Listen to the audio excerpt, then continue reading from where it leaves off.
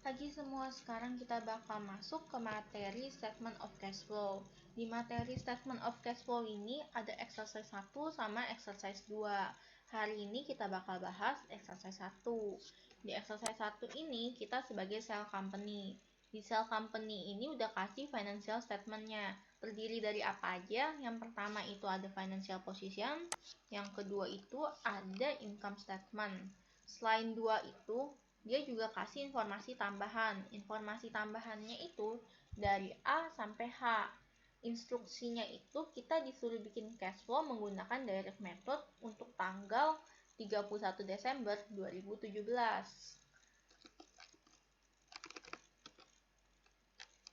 Untuk financial positionnya sendiri di sini ada dua, di tahun 2017 sama 2016. Nanti kita bakal bandingin apakah dia mengalami kenaikan atau penurunan yang berhubungan sama kas. Sekarang kita langsung masuk aja ke Excel-nya. Di Excel-nya ini ada posisi yang kotak sebelah kiri sama yang sebelah kanan. Yang sebelah kiri ini dari soal semua. Yang informasi tambahan sama financial position sama income statement. Ini financial positionnya, sini income statementnya. Yang di bawah informasi tambahannya. Di sini informasi tambahannya yang ada angkanya cuma yang A, B, C, sama D. Soalnya kenapa?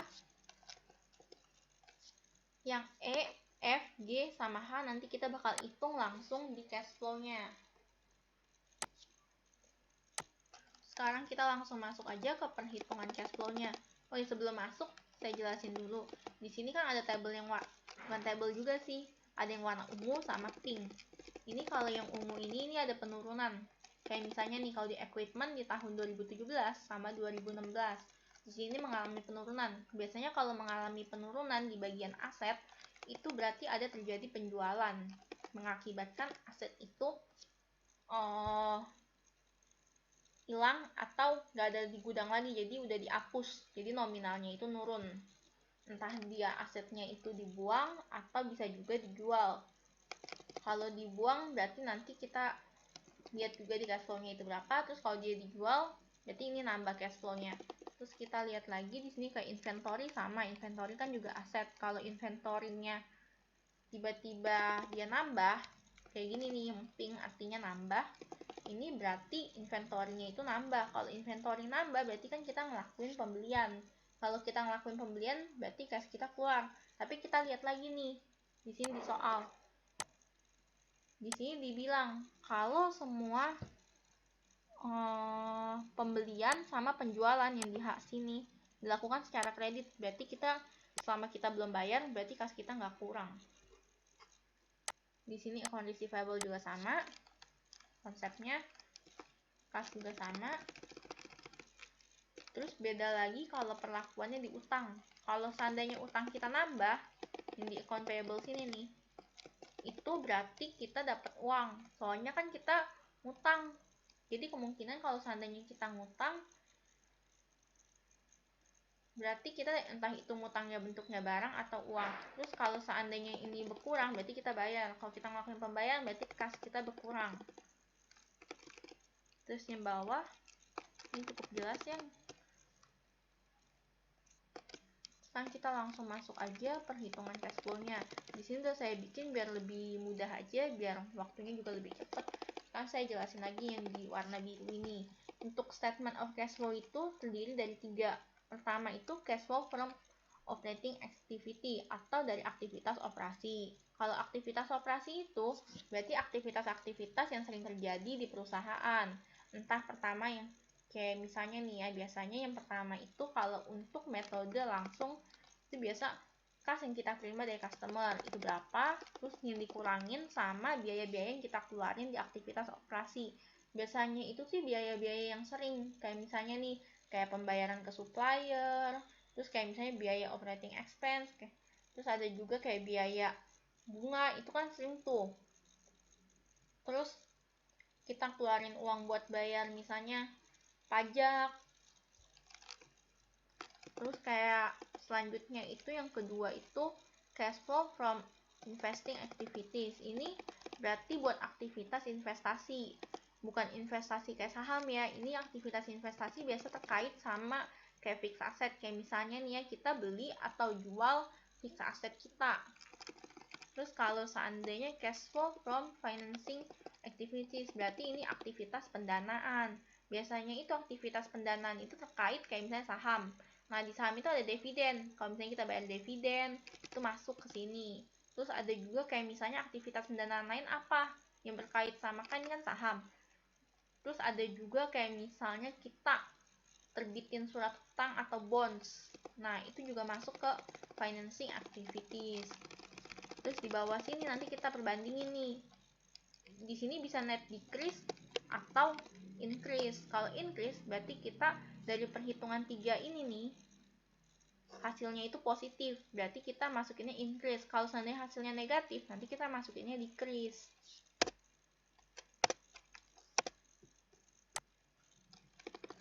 Terus masukin nominalnya berapa, terus cash at beginning of period itu berapa. Kan kalau beginning kita kan ada ya tahun 2016, kita masukin aja langsung 99.000 yang dari tahun 2016. Terus cash at end of period itu berarti di tahun terakhirnya itu berapa, mestinya itu 54. Ini kan udah saya warnain kuning ya, kuning di sini sama di sini. Hasil akhir di sini nih, kalau seandainya ini decrease, berarti ini misalnya minus nih, ini minus berapa sama ini dibandingin nanti hasilnya itu mesti 54. Kalau hasilnya itu enggak 54, 54-nya dari mana? Dari sini ya. Kalau seandainya itu enggak sama yang ini, itu berarti kita ada salah hitung dari operating, investing, atau financing. Berarti kita mesti hitung ulang. Dan kita langsung masuk aja ke aktivitas operasinya.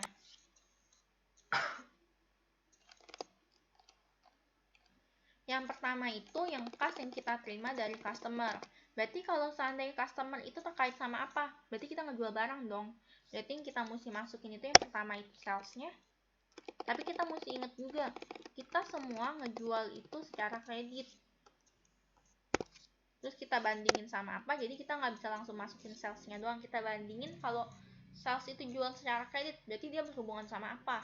Berhubungan sama account receivable, piutangnya. Berarti kan orangnya ngutang dong sama kita. Nah, berarti kalau piutang itu kan 1 tahun kayak gini nih, dari 2016 ke 2017. Ada gak nih kayak kenaikan atau penurunan? Kalau seandainya ada kenaikan, berarti kan utangnya nambah terus nih. Terus kita berarti jualnya juga ningkat. Kalau ada penurunan di utangnya atau piutangnya itu berarti utangnya itu ada yang bayar. Nanti kita lihat dulu perbandingannya.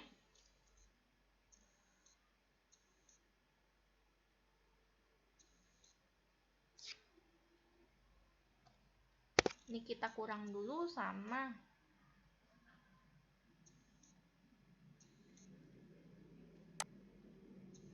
account receivable yang di tahun 2017 dikurang lagi sama tahun 2016.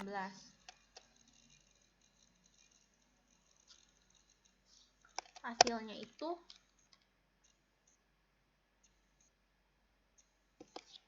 bentar, saya ada salah. Lupa saya kurungin. Hasilnya itu 825.000. Tapi sekarang ini kan kalau seandainya kayak gini, tapi bisa juga kalau seandainya kalian udah ngitung nih, yang kayak tadi saya ngitung kayak gini, ini warna ungu sama pink gini. Nah, di sini kan kita bandingin sama account receivable. Di account receivable ini nih, kita lihat dulu nih, di sini mengalami kenaikan. Tapi kita lihat di tahun 2016-nya itu berapa? Di tahun 2016-nya itu 42, di tahun 2017-nya itu 75. Kenaikannya berapa? 33.000.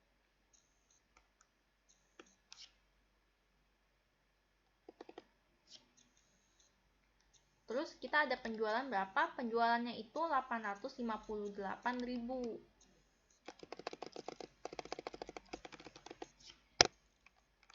Kalau kita udah ngitung pakai table kayak gitu, kita bisa ngitung langsung.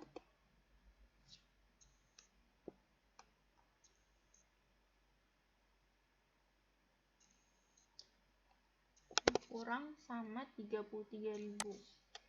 Hasilnya sama 825.000.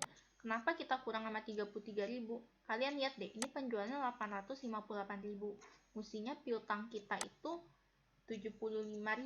Tapi enggak, mestinya piutang kita itu maksudnya 858.000. Tapi sini cuma 75. Terus piutang awal kita ada 42.000. Berarti kan ibarat kata kan ada pembayaran. Yang kita mesti cari itu pembayarannya itu berapa yang customer itu lakuin. Kalau kita lihat dari sini nih, selisih dari piutang akhir dikurang sama piutang awal itu hasilnya 33.000. Berarti ini ada pembayaran 33.000. Tapi kita lihat dulu nih, 75.000 sama 858.000. Sini ada selisih nih, ini 33.000 kan. Kalau kita kurangin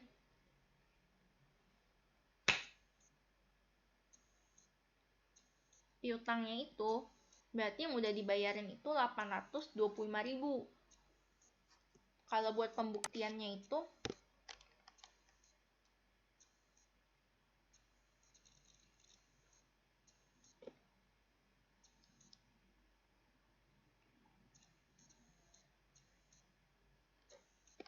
$825 ditambah sama 33.000, ini 858 sama salesnya itu sama.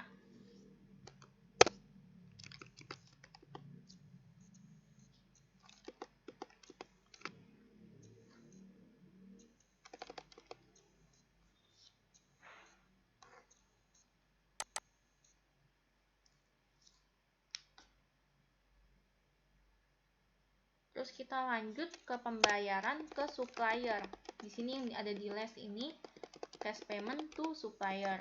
Di supplier ini kita ngebandingin sama apa? Pertama itu kita ngebandingin COGS, inventory, sama account payable. Ada 3, berarti beda sama yang tadi kita terima uang dari customer. Itu kita bandinginnya sama sales sama account receivable. Yang pertama itu kan kita bandingin sama COGS-nya. COGS-nya itu ada, ini saya minusin soalnya kenapa, ini kan kita pakai Excel. Nah di COGS ini kan minus nih, kita mesti cari plusnya. Sini min G28 atau positif 612.000 ditambah buka kurung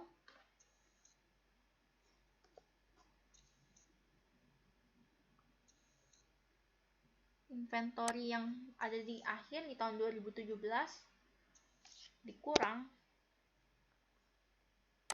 sama inventory awalnya itu yang ada di tahun 2016. Kalau kita lihat-lihat sini nih, ini ada kenaikan. Kalau ada kenaikan di inventory, berarti kita ada ngelakuin pembelanjaan dong. Nah, berarti kalau kita ngelakuin pembelanjaan, kemungkinan ada cash yang kita bayarkan. Terus buka kurung H19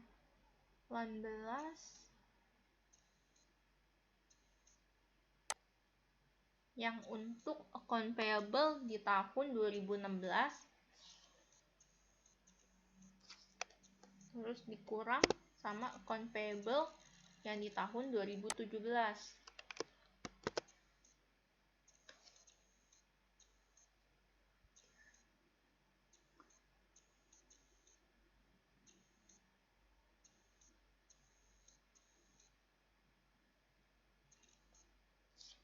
Untuk account payable-nya sendiri, di sini kita bisa lihat nih, di tahun 2016 itu angkanya itu 129.000, sedangkan di tahun 2017 itu angkanya itu 93.000.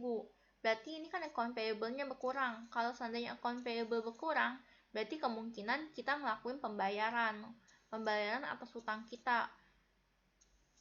Berarti di sini kan kita ngitungin kas yang kita bayar ke supplier. Itu ada berapa? Tinggal kita enter. Hasilnya itu 708.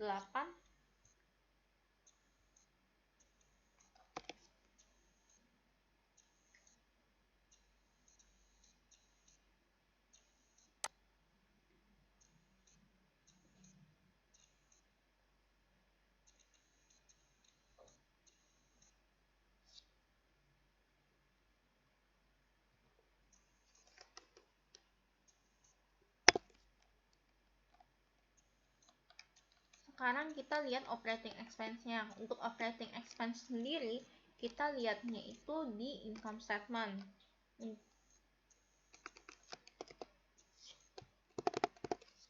Ini diminusin dulu G30. Soalnya kan di income statementnya ini minus, jadi kita minusin lagi karena kita gunain Excel. Terus dikurang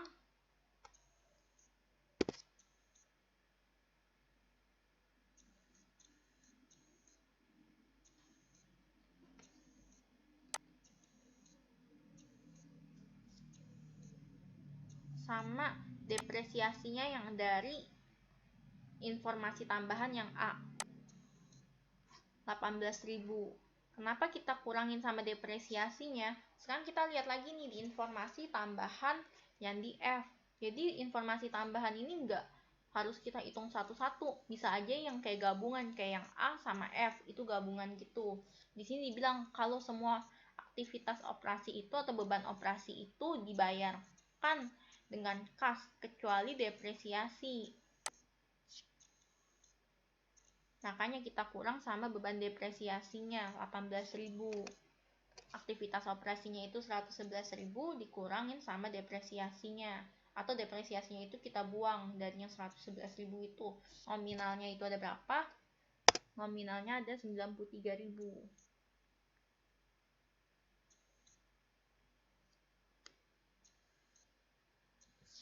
Terus kita lanjut ke bunga. Kalau yang bunga ini kita lihat lagi informasi tambahan. Di informasi tambahan ini nggak ada yang ngomongin tentang bunga, berarti kita langsung ambil aja bunganya berapa. Bunganya itu ada 21.000. Ini saya minusin ya, soalnya kan di sini income statementnya minus, jadi perlu kita minusin. Min G32 hasilnya itu 21.000.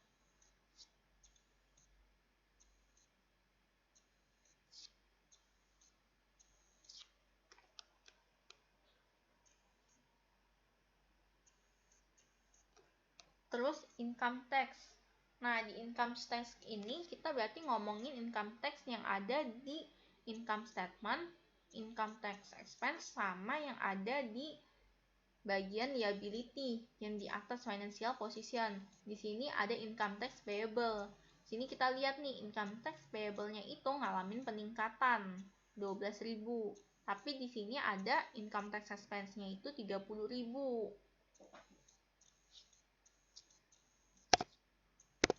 Ini kita minusin G34 yang income tax expense 30.000 dikurang sama, kan ada selisih nih kayak peningkatan gitu. Berarti kita lihat peningkatannya itu ada berapa? Peningkatannya itu ada 60.000. Peningkatannya itu berarti ada 12.000.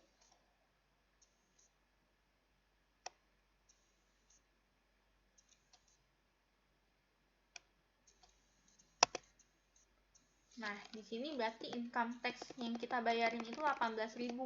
Soalnya kenapa 18.000? Kalau kalian bisa lihat sendiri nih, yang kita bayarin 30.000. Tapi di sini tiba-tiba ada ningkat 12.000. Berarti kita lihat dong, yang kita bayar itu berapa? 30 dikurang 12.000 itu. Ini lupa saya minusin. Hasilnya itu 18.000, berarti yang kita bayar itu 18.000. Padahal income tax expense-nya itu ada 30.000. Mungkin nanti yang dari 12.000 itu peningkatannya itu masuk ke income tax payable. Jadi dari 30.000 itu yang dia mesti bayarin, dia nggak bayarin full 30.000. Dia cuma bayar 18.000. 12.000-nya dimasukin ke income tax payable. Makanya ada peningkatan 12.000 di sini. 18.000 dimasukin ke sini, yang kita bayarin cuma 18.000.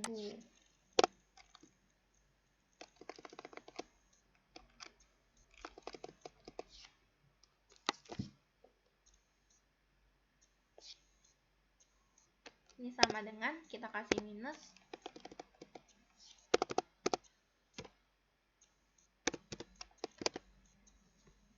Kita totalin, yang kita bayarin itu ada berapa? Yang kita bayarin itu ada 840.000. Sedangkan uang yang kita terima itu dari aktivitas operasi itu cuma 825.000. Berarti kalau kita minusin 825.000 dikurang 840.000, itu hasilnya itu minus 15.000. Soalnya yang kita dapat itu cuma 825, sedangkan yang kita bayar itu 840.000. Terus gimana dengan aktivitas investasi?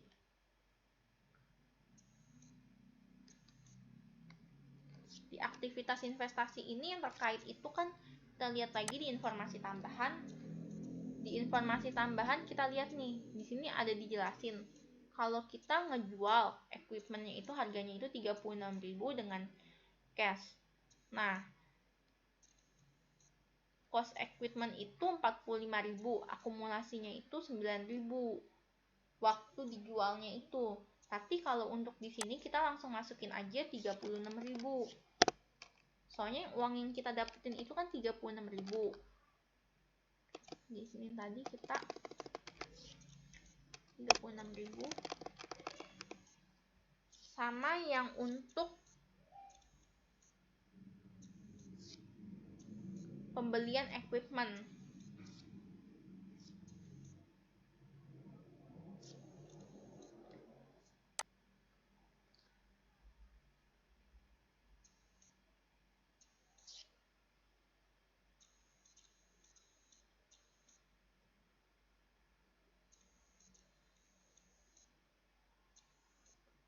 Untuk pembelian equipment itu ada di bagian D.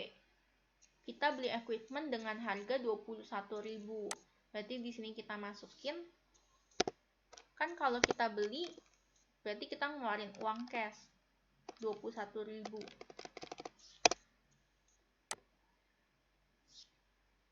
Ini bisa kita lihat ya, kita ngeluarin uang cash. Kenapa? Soalnya di sini ada tulisan for cash. Berarti kita belinya itu secara tunai 21.000.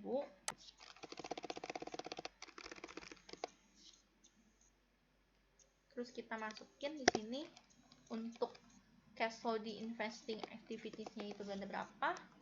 36.000 dikurang 21.000. Hasilnya itu 15.000. Berarti di sini nih kita positif. Berarti kita buat yang aktivitas investasi itu positif, sedangkan aktivitas operasi itu negatif. Berarti kalau untuk aktivitas operasi kita ngeluarin cashnya itu terlalu banyak, gak sebanding sama apa yang kita dapetin. Kalau untuk investasi ini kita masih positif, berarti kita masih sebanding lah. Ibarat kata kita ngeluarin uangnya gak gitu banyak-banyak banget. Tapi ini masih belum tentu, soalnya kan kita mesti ngeliat keseluruhan.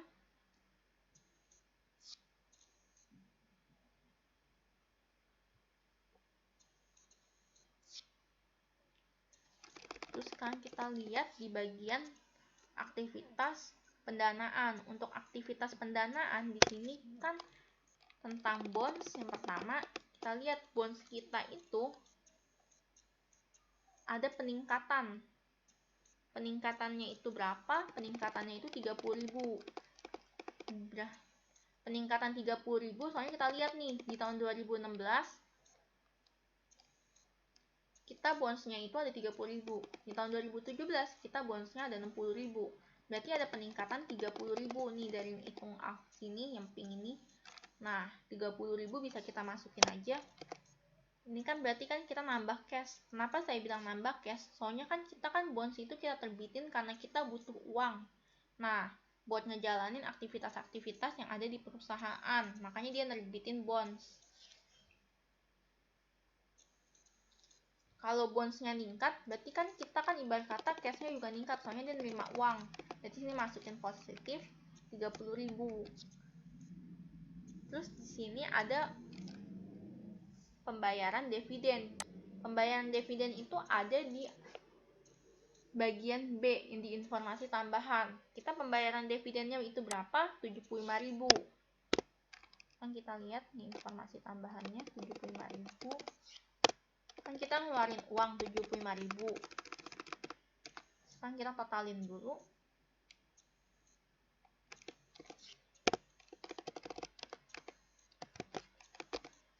30.000 dikurang 75.000. Di sini negatif 45.000. Sekarang kita lihat nih, dari aktivitas operasi kita dapat 15.000. Untuk aktivitas investasi kita 15.000 juga. Untuk aktivitas, tapi di sini 15.000-nya positif, yang sini negatif. Yang untuk aktivitas pendanaan kita dapat 45.000. Sekarang kita tambahin aja 15.000 ditambah 15.000 yang sini, 15.000 yang operasi tambah investasi tambahin 45.000 yang ada di pendanaan. Dapatnya berapa? Dapat net decrease-nya itu atau cash kita berkurangnya itu selama tahun itu 45.000. Tapi yang ada di awal itu 99.000. Sekarang kita kurangin nih.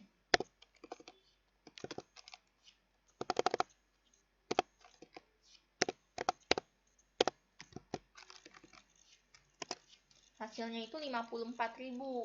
Sini kita lihat nih, yang cash yang kita hitung sini nih sama yang di atas sini. Ini sama. Berarti kita nggak ada salah ngitung, berarti udah sama, udah bener. Untuk exercise 1 udah selesai. Nanti kalau kalian ada pertanyaan bisa tanya di Edmodo. Untuk cash flow emang sedikit rumit, tapi saran saya dipahami aja. Kalau bisa sih kalian buka buku, di situ ada cara-caranya. Terus kalau untuk penjelasannya di sini kalian bisa ngitung secara ini atau ngitung kayak tadi kita pakai rumus. Seperti contoh yang ke supplier ini. Kalau saran saya ngitungnya itu secara rumus kayak gini. Soalnya kalau kayak gini kadang kita suka lupa. Ini peningkatan apa penurunan? Kalau seandainya nanti peningkatan, kalian catatnya penurunan, di sini beda lagi plus minusnya. Jadi kalau saran saya sih ngitungnya sih secara kayak gini aja.